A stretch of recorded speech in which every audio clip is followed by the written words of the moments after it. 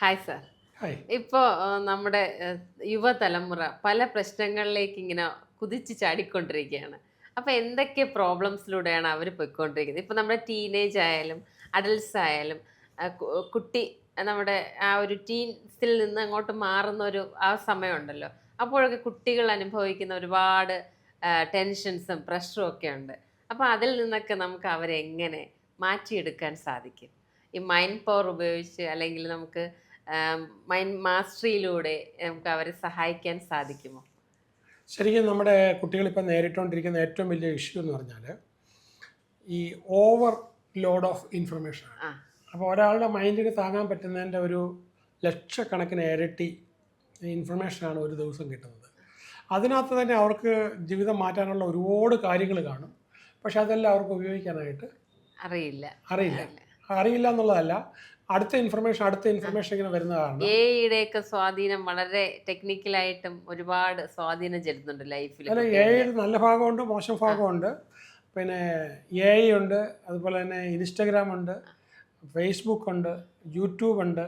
അതല്ലാതെ എല്ലാ വിധത്തിലും നമുക്ക് കുട്ടികൾക്ക് ഒരുപാട് ഇൻഫർമേഷൻ വരുന്നുണ്ട്. പക്ഷേ അവർക്ക് ഒന്നിലേക്ക് മാത്രം ഫോക്കസ് ചെയ്യാനോ ജീവിത വിജയത്തിനോ അവർക്ക് പറ്റാതിരിക്കുന്ന ഒരുപാട് പ്രശ്നങ്ങളുണ്ട്. അപ്പം ഒരുപാട് കുട്ടികൾ, അതായത് ഈ ഇൻഫർമേഷൻ ഓവർലോഡിൻ്റെ ഒരു കോൺസിക്വൻസസ് ആണ് ഒരുപാട് കുട്ടികൾ ഡിപ്രഷൻ. അവർക്ക് സൈബർ ബുള്ളിങ് ഒക്കെ അവർ ഒരുപാട് അനുഭവിക്കുന്നുണ്ട്. ഭയങ്കരമായിട്ടുള്ള ഡിപ്രഷൻ കുട്ടികളെ ബാധിച്ചിട്ട് പല കുട്ടികൾക്കും അറിയത്തില്ല ഇത് ഡിപ്രഷൻ ആണെന്നുള്ളത്. പക്ഷെ അവർ വീട്ടിലെ പേരൻസിൻ്റെ അടുത്ത് എതിർക്കുക, ഭയങ്കര ഇറിറ്റേറ്റഡ് ആകുക, ഭക്ഷണം കഴിക്കാതിരിക്കുക, ഇല്ല ഓവർ ഈറ്റിങ് വരിക. അപ്പം അങ്ങനെ ഒരുപാട് കുട്ടികൾ ഈ പ്രശ്നത്തിലാണ്. ഹെൽത്തിനെ ഒരുപാട് ബാധിക്കുന്നുണ്ട്. അക്കാഡമിക് ലെവൽസിൽ അവരെ ഇവർക്ക് ഈ എല്ലാം കൂടെ കിട്ടിയിട്ട് ഏത് ഏറ്റെടുക്കണം എന്നുള്ളത് അവർക്കറിയില്ല. അപ്പോൾ അതിൻ്റെ ഒരു വലിയ പ്രശ്നമുണ്ട്. ഇപ്പം അറിയുന്നുണ്ടായിരിക്കുമല്ലോ, ഇപ്പം പണ്ട് പെൺകുട്ടിക്ക് കല്യാണം കിട്ടുക എന്ന് പറഞ്ഞു കഴിഞ്ഞാൽ വലിയ പ്രശ്നമായിരുന്നു. ഇപ്പം നേരെ തിരിച്ചാണ്. ഇപ്പം ആൺകുട്ടിക്ക് ഒരു കല്യാണം ഇത് ചെയ്യണമെന്ന് വെച്ച് കഴിഞ്ഞാൽ അവന് ഈ പറഞ്ഞതുപോലെ പല പെണ്ണിനെ പോയി കണ്ട് സംസാരിച്ച് അവരെല്ലാം റിജക്റ്റ് ചെയ്ത് കഴിയുമ്പോൾ അവനുണ്ടാകുന്ന ഒരു മാനസികാവസ്ഥയുണ്ട്. എനിക്കിനി പെണ്ണ് കിട്ടുമോ, വിവാഹം കഴിക്കാൻ പറ്റുമോ. എൻ്റെ മുന്നേ വന്നിരുന്ന് ഈ പറഞ്ഞത് നല്ല സൂപ്പർ ഡിഗ്രിയൊക്കെ എടുത്ത ആൾക്കാർ കരഞ്ഞിട്ടുള്ള ആൾക്കാരുണ്ട്. എനിക്കിനി കല്യാണമേ ശരിയാവില്ലായിരിക്കുമല്ലേ, ഒരിക്കലും കിട്ടത്തില്ലായിരിക്കുമല്ലേ എന്ന്. അപ്പം നേരത്തെ ഉണ്ടാകുന്നതിൻ്റെ ആ ഒരു നേരെ റിവേഴ്സലാണ് ഇപ്പം സംഭവിച്ചുകൊണ്ടിരിക്കുന്നത്. ഇപ്പോൾ എനിക്ക് വന്നിരിക്കുന്ന റെസ്പോൺസിനകത്തും പലപ്പോഴും നല്ല രീതിയിൽ ഇഷ്ടപ്പെട്ടു ഒരു പെണ്ണിനെ. പക്ഷെ ആ പെണ്ണിനോട് പറയാനായിട്ട് ഭയങ്കര മടി. ഓരോ ദിവസവും അത് പ്രിപ്പയർ ചെയ്തുകൊണ്ട് പോകും. എന്നിട്ട് ഇങ്ങോട്ട് കയറി ഒന്ന് പ്രപ്പോസ് ചെയ്യാനായിട്ട്. അപ്പം എങ്ങനെ ഒരു പെൺകുട്ടീനെ നമുക്കൊരു ആകർഷിക്കാൻ പറ്റും ഒക്കെ ആൾക്കാരുടെ ചോദ്യങ്ങളിൽ പെടുന്ന ചോദ്യങ്ങളാണ്. അപ്പോൾ ഇതൊക്കെ ആക്ച്വലി ഒരുപാട് പേര് യൂട്യൂബൊക്കെ ചെയ്തിട്ടുള്ളതാണ്. പക്ഷെ അതൊന്നും ഇവർക്ക് കറക്റ്റായിട്ട് അതിനൊന്ന് ഉപയോഗിക്കാൻ പറ്റുന്നില്ല. അവരെ നമുക്ക് എങ്ങനെ സഹായിക്കാം സാർ അങ്ങനെയുള്ളവർക്ക്? സാറിന്റെ ചെറിയ ടിപ്സുകൾ. അല്ലല്ല, അതിന് വേണ്ടിയിട്ട് തന്നെ ഒരു യൂട്യൂബ് ചെയ്യാനിരിക്കുക. ഇപ്പോൾ അതായത് അവന് കാരണം നമുക്ക് ഈ സ്കില്ലുകളിൽ വൺ ഓഫ് ദ ടോപ്പ് സ്കില്ലാണ് ഇണയെ തിരഞ്ഞെടുക്കാൻ പറ്റുക. അപ്പോൾ അവിടെ മിസ്റ്റേക്ക് പറ്റാൻ പാടില്ലല്ലോ. ഒന്നാമത്തെ കാര്യം, അവനെ എങ്ങനെയാണ് ഇഷ്ടപ്പെട്ടോ എന്നങ്ങനെ നമുക്ക് മനസ്സിലാക്കാനായിട്ട് പറ്റുക. പൂർണ്ണമായിട്ടും അവൻ ഇഷ്ടപ്പെടുന്നത് ഫൈനലി ഒരു പെൺകുട്ടി തന്നെയാണ്.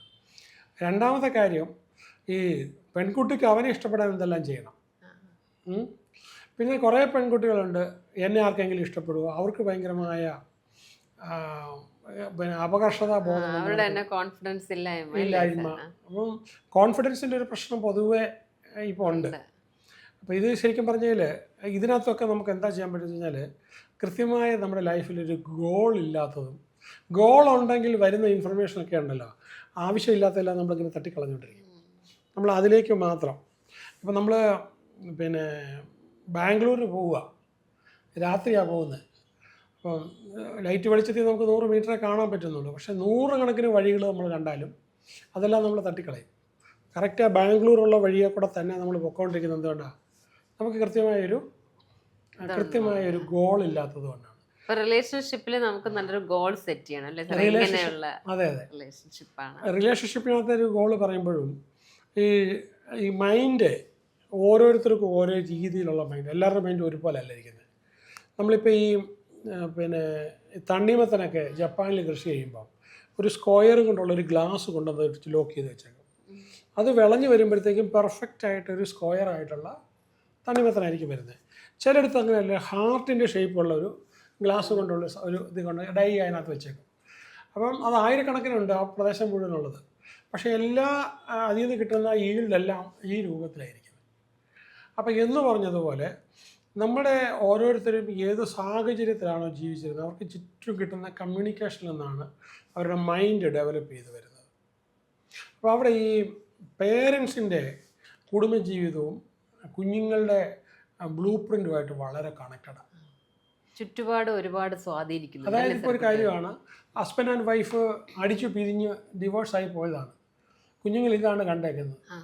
അപ്പം അവരുടെ ലൈഫിലും ഇത് ഹിസ്റ്ററി റിപ്പീറ്റ് ഇറ്റ് സെൽഫ്. അത് തന്നെ വരാനുള്ള സാധ്യത വളരെ കൂടുതലാണ്. അതല്ല എന്നുണ്ടെങ്കിൽ അതിനൊരു സ്ട്രോങ് ആയിട്ടുള്ളൊരു ഇൻ്റർവെൻഷൻ വരണം, അത് വരണം. പിന്നെ രണ്ടാമത് മറ്റൊരു സംഭവം എന്ന് പറഞ്ഞു കഴിഞ്ഞാൽ, ഇപ്പോൾ ആ കുട്ടികളെ എന്ത് പറഞ്ഞാണോ മനസ്സിലാക്കുന്നത്, അപ്പോൾ അവർക്ക് തന്നെ അവരെങ്ങനെ മാനേജ് ചെയ്യണം, ഒരു അവയർനെസ് എപ്പോഴും ഉണ്ട്. ഇവർ രണ്ട് മേഖലയിലായി, ഹസ്ബൻഡ് വൈഫ് 2 മേഖലയിലായി. അപ്പോൾ ആ കുട്ടികൾ നേരിടുന്ന പ്രശ്നങ്ങൾ വളരെ വളരെ ഗുരുതരമാണ്. ആരെയാണ് മോഡൽ ചെയ്യുന്നത്? അപ്പോൾ എന്താണെന്ന് ചോദിച്ചാൽ, ഇവിടെ ഇവർക്ക് നല്ല സാധനങ്ങൾ കൊടുക്കാനായിട്ട് അമ്മയും നല്ല സാധനങ്ങൾ കൊടുക്കാനായിട്ട് അപ്പനും മത്സരിച്ചുകൊണ്ടിരിക്കും. അപ്പം ഈ കുഞ്ഞ് കൂടുതൽ ഒരു പാമ്പേഡ് പ്രിൻസ് എന്ന് പറഞ്ഞതുപോലെ ചോദിക്കുന്നതെല്ലാം കിട്ടുന്ന ഒരവസ്ഥയിലേക്ക് ആയിപ്പോവും.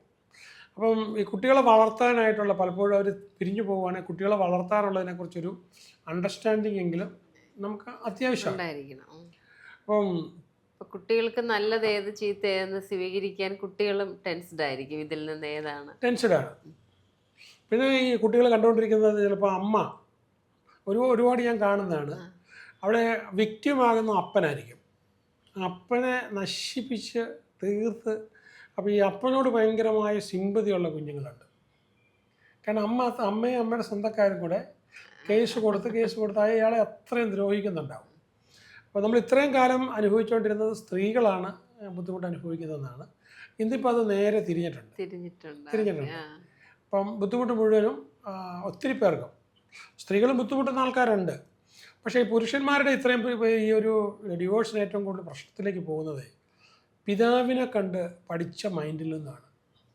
പിതാവ് എന്തൊക്കെ കൊടുത്തോ അതിൽ നിന്ന് അങ്ങോട്ടും ഇങ്ങോട്ടും, അത് ഞാൻ പറഞ്ഞ മുമ്പ് തണ്ണിമത്തനങ്ങനെ ആയതുപോലെ തന്നെ അവർ സംഘർഷമായിട്ടുള്ളൊരു വീട് അതിൽ വളർന്നിട്ടുണ്ടെങ്കിൽ അവൻ അതിൽ നിന്ന് അതിൽ നിന്ന് മാറാൻ പറ്റുന്നില്ല.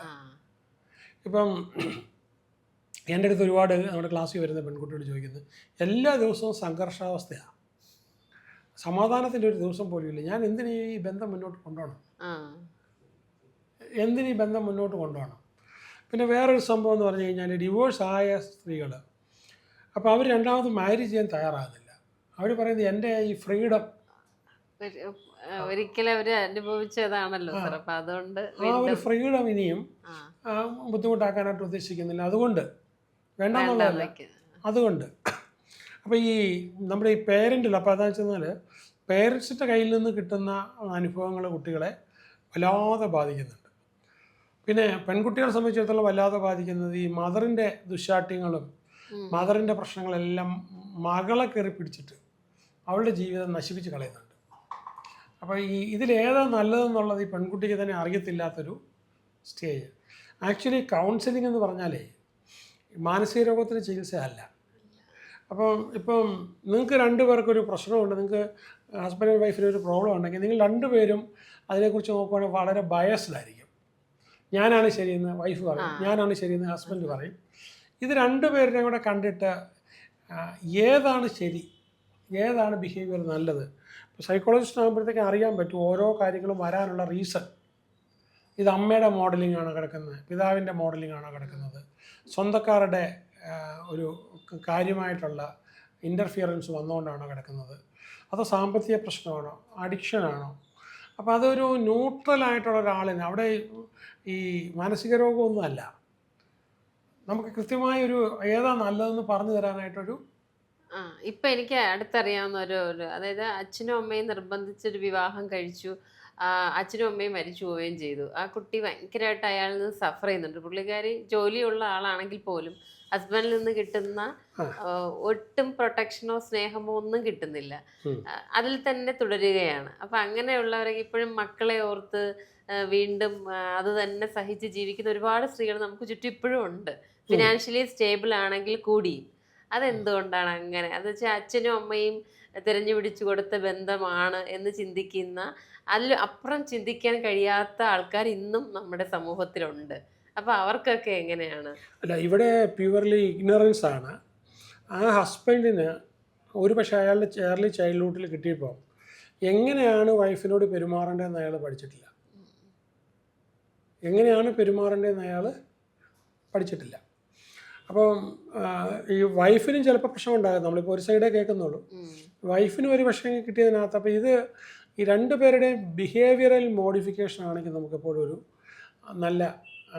നല്ല ഡിപ്ലോമാറ്റിക് ആയിട്ടുള്ളൊരു കൗൺസിലിംഗ് നടത്തുന്നത്. ആക്ച്വലി നമ്മൾ കൊടുക്കുന്ന ഒന്നുമല്ല. കാരണം വെച്ചാൽ ഭയങ്കര ടഫ് കേസൊക്കെ ചെയ്ത് കഴിഞ്ഞാൽ 1 2 കേസ് 3 കേസ് ചെയ്ത് കഴിഞ്ഞാൽ ആ കൗൺസിലറെ ആ ദിവസം ഒന്നിനും കൊള്ളത്തില്ല. ഒരു ഹൈക്കോടതി ജഡ്ജിന് വേണമെങ്കിൽ ഒരു 100 കേസ് പെട്ടെന്ന് നമുക്ക് തീർത്ത് വിടാം, പെട്ടെന്ന് വിടാം. പക്ഷേ നമുക്ക് കൗൺസിലിംഗ് എന്ന് പറഞ്ഞാൽ അങ്ങനെയല്ല. കൗൺസിലിംഗ് കഴിയുമ്പോഴത്തേക്ക് നമ്മൾ ആ പ്രോഗ്രാമിനകത്ത് ആ പ്രോബ്ലത്തിനകത്ത് ഇൻവോൾവ് ചെയ്ത് അതിന് കൃത്യമായ ഒരു റെമഡി കണ്ടുപിടിച്ച് അവരെ ടോട്ടലി ഡിഫറെൻ്റ് ആയിട്ട് ഏതാണ് ശരി എന്ന് പറഞ്ഞ് നമ്മൾ ഇത് വിടണമെന്നുണ്ടെങ്കിൽ നല്ല എഫേർട്ട് വേണം.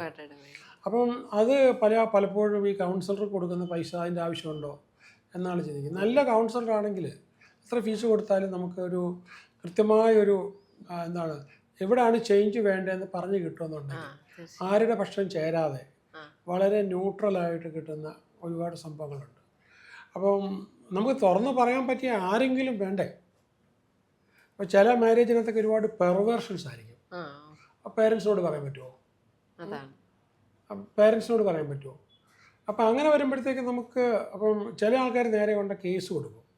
കേസ് കൊടുത്താൽ എന്ത് ചെയ്യാനാ? അല്ല, സ്റ്റേഷൻ കേസ് കൊടുത്താൽ എന്താ ചെയ്യാനാ?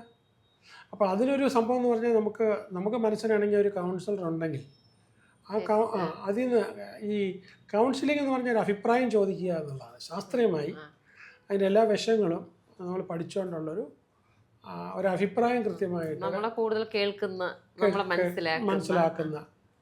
ഇപ്പം ഞാനിവിടെ വരുന്ന കേസസിനകത്ത് ചിലതൊക്കെ നോക്കുമ്പോൾ എനിക്ക് വ്യക്തമായിട്ട് മനസ്സിലായി ഇയാൾക്ക് ചെറുതായിട്ട് സൈക്കാട്രിക് പ്രോബ്ലം ഉണ്ടെന്ന്. അപ്പോൾ ഞാൻ അവരെ പറഞ്ഞ് മനസ്സിലാക്കും. ഇത് നമ്മൾ സൈക്കാട്രിസ്റ്റിനെ ഹെൽപ്പ് എടുത്തു കഴിഞ്ഞാൽ നമ്മൾ ചില ന്യൂറോ ട്രാൻസ്മിറ്റേഴ്സിൻ്റെ കുറവ് വരും. ചില ഭക്ഷണത്തിൽ കൂടെ കാണില്ല, മറ്റു പലതിലും അതിൻ്റെ കുറവ് കൊണ്ടായിരിക്കാം നമുക്ക്. അപ്പോൾ അതിന് ഏറ്റവും നല്ലത് അറിവുള്ളവർ അതിന് പറ്റിയ ഒരാളെ സമീപിക്കുക എന്നുള്ളതാണ്. ഒരുപാട് സിനിമാ താരങ്ങൾ ഇപ്പോൾ പ്രശ്നമുണ്ട്. അവർ കൃത്യമായിട്ട് ഡോക്ടറെ കാണാറുണ്ട്. ചെറിയ തോതിൽ ആ ഒരു മരുന്ന് സപ്ലിമെന്റ് എടുത്തു കഴിഞ്ഞാൽ ഈ സൈക്കാട്രി പോയി കഴിഞ്ഞാൽ മെഡിസിൻ എടുക്കേണ്ടതായിട്ട് വരുന്നുണ്ട്. എല്ലാ കേസസും അങ്ങനെയാണോ? അല്ലല്ല, ചില കേസിനകത്തൊക്കെ ശരിക്കും പറഞ്ഞു കഴിഞ്ഞാൽ ഒരു ചെറിയ സപ്ലിമെന്റ് കിട്ടിയാൽ അതങ്ങ് മാറാവുന്നേ കാണുള്ളൂ. അത് ചിലപ്പോൾ ഒരു ഭയവുമായിട്ട് വരും. ഇനി അത് കഴിച്ചു കഴിഞ്ഞാൽ കണ്ടിന്യൂസ് കഴിക്കണമോ? ഇത് നമുക്ക് അതെ, ഈ പണ്ടത്തെ സൈക്കാട്രിക് മെഡിസിൻ ഒന്നും അല്ല ഇപ്പോൾ ഉള്ളത്. ഇപ്പോഴെന്ന് പറഞ്ഞാൽ അടുത്തൊരു 3-4 വർഷമായിട്ടൊക്കെ ഇറങ്ങുന്നതിൻ്റെ ഭയങ്കര റിഫൈൻഡാണ്. റിഫൈൻഡ് എന്ന് പറഞ്ഞാൽ നിർത്തി കഴിഞ്ഞാൽ അതിൻ്റെ ആ ഇമ്പാക്റ്റ് നമുക്ക് മാറും. ഈ ഹോമിയോ സൈക്കാട്രിയെ കുറിച്ച് സാറിന് എന്താണ്? എനിക്ക് ശരിക്കും പറഞ്ഞാൽ അതിനെക്കുറിച്ച് അറിയില്ല. അതിൻ്റെ ആൾക്കാരും അതിൽ പോയി എനിക്കറിയത്തില്ല. പിന്നെ ആയുർവേദത്തിൽ ഒരു സൈക്കാട്രിസ്റ്റ് ഉണ്ട്, എൻ്റെ സ്റ്റുഡൻ്റാണ്. പക്ഷെ ഞാൻ അവരെ ഇന്ന് കൂടുതൽ പഠിക്കാൻ ശ്രമിച്ചിട്ടില്ല. അപ്പം എന്താണെങ്കിലും നമുക്ക് പലപ്പോഴും ഈ പ്രശ്നങ്ങൾ വരുന്നത് നമ്മൾ കാണുന്നതിൻ്റെ അപ്പുറത്തേക്കായിരിക്കും. ഞാൻ പോയി പറഞ്ഞില്ല, IAS ഓഫീസേഴ്സിനുണ്ട്, സിനിമാ താരങ്ങൾക്കുണ്ട്, രാഷ്ട്രീയ നേതാക്കൾക്കുണ്ട്. ഇവരൊക്കെ അത് എസ്കലേറ്റ് ചെയ്യുന്നതിന് മുമ്പ് അവരപ്പോൾ റെമഡി കാണുന്നു എന്നുള്ളതാണ്. റെമഡി കണ്ടങ്ങ് പോവുകയാണെന്നുണ്ടെങ്കിൽ നമ്മുടെ ബോഡിയിൽ ഇല്ലാത്തൊരു സംഭവം ന്യൂറോ ട്രാൻസ്മിറ്റർ ഇല്ലെങ്കിൽ നമുക്ക് അതിൻ്റെ ബുദ്ധിമുട്ട് നമ്മൾ നേരിടും. ചില കാര്യത്തിൽ നമുക്ക് ഇടപെടാൻ പറ്റുന്നത് നമ്മൾ ബിഹേവിയറൽ മോഡിഫിക്കേഷൻ ആയിരിക്കും. സൈക്കാട്രിസ്റ്റ് എടുത്ത് പോകേണ്ട കാര്യമില്ല. പക്ഷേ എന്തായാലും നമ്മൾ പറഞ്ഞു വന്നുകൊണ്ടിരുന്ന ബേസിക് ആയിട്ടുള്ള ഇൻഫർമേഷൻ ഓവർലോഡാണ് കുട്ടികളുടെ ഭയങ്കര ഓവറായിട്ട്. അപ്പം എന്ത് ചോദിച്ചാലും ഉടനെ തന്നെ അവരിതിൽ നോക്കിയിട്ട് മറുപടിയും പറയാം. പക്ഷെ അത് സഫീഷ്യൻ്റ് അല്ല. അത് കറക്റ്റ് ചെയ്ത് അവരെങ്ങനെയാണ് മെറിറ്റ്സും ഡിമെറിറ്റ്സും ഉള്ളത് മനസ്സിലാക്കി ഇപ്പോൾ കൊണ്ടുപോകാൻ ഈ ഹൈപ്പോകോൺട്രിക് പേഴ്സണാലിറ്റി എന്ന് പറയും. അതായത് എനിക്ക് ഓരോ അസുഖങ്ങളുണ്ടെന്ന് നമ്മൾ തന്നെ അങ്ങ് ചിന്തിക്കുക. സ്വയം അപ്പോൾ അതിൻ്റെ ലക്ഷണങ്ങൾ നോക്കുമ്പോൾ ഏതാണ്ട് ഞാനുമായിട്ട് മാച്ച് ചെയ്യുന്നത്. പിന്നെ അസുഖം എനിക്ക് ഉണ്ടെന്നുള്ളത്, അപ്പോൾ നമ്മൾ ഈ തഥാസ്തു ഫാക്ടർ ഉണ്ടല്ലോ, അപ്പോൾ അതുകൊണ്ട് അത് നമുക്ക് ഇല്ലെങ്കിൽ പോലും കുറച്ച് ദിവസം കൊണ്ട് നമുക്ക് ആ രോഗം നമ്മൾ തന്നെ നമ്മൾ തന്നെ മൈൻഡ് കൊണ്ട്. അപ്പം അത് വളരെ പ്രധാനം എന്ന് പറഞ്ഞു കഴിഞ്ഞാൽ നൊസിബോ ഇഫക്റ്റ് എന്ന് പറഞ്ഞ സംഭവം. നൊസിബോ ഇഫക്റ്റ് എന്ന് പറഞ്ഞാൽ ഇപ്പോൾ ഒരു പാമ്പ് നമ്മളെ കടിച്ചു. ഇപ്പോൾ ഈ പിന്നെ ഇന്ന് വരെ ഇന്ത്യയിൽ നമ്മൾ ഇന്ന് വരെ ആൻറ്റിവനം എടുക്കാത്തൊരു സംഭവമാണ് ഈ രാജവെമ്പാല. രാജവെമ്പാലയുടെ കാര്യം എന്ന് വെച്ച് കഴിഞ്ഞാൽ അതിൻ്റെ അടുത്തോട്ട് ചെല്ലുവാണെങ്കിൽ ഇത് വലിഞ്ഞളയും.